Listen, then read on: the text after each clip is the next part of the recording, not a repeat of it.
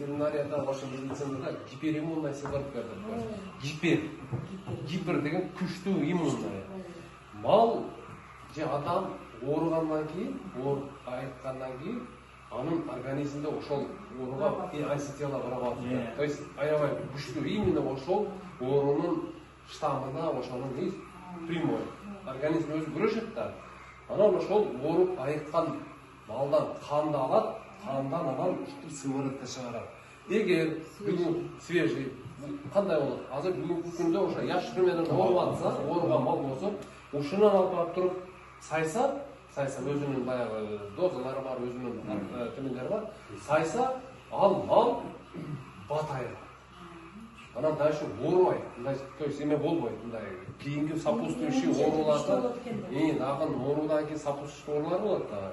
Яшыруу болгондон кийин грипп болот, то есть мастит болот, жана бизде деле ошондой да. Грипп болгондон кийин кошумча оорулар чыгып атпайбы, иммунитет азайып. Ушул жардам берет. Эгер кечегиндей сыворотка мындай да, жана азыр кышка жүрүп атпайбы? Бул инкубационный период менен 14-21 күн да, яшыруугачы жуккандан кийин 14-20 күндө клинический признактары билип таштайт малдачы.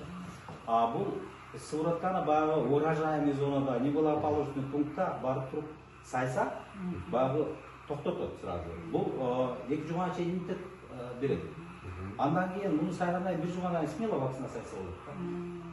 Анан бул лечебный да свойствосы бар. Жана ооруган малга сайса, батайгат сразу эле, потому что бул гипериммунный сыворотка. Готовый антитела. Массовый производство чыгып. массовыйга чыгарсак болот да. Мен мисалы үчүн ушуну массовыйга алган болгондо, эгер кечегинде болгонда мына, эгер ушуну сайып туруп калганда бул чарбалар мону с удовольствием сатып алат. Муну мындай болду. Жана Казакстандачы, Казакстанда мына казактар ушун менен быйыл бир топ акча жасап баштады да.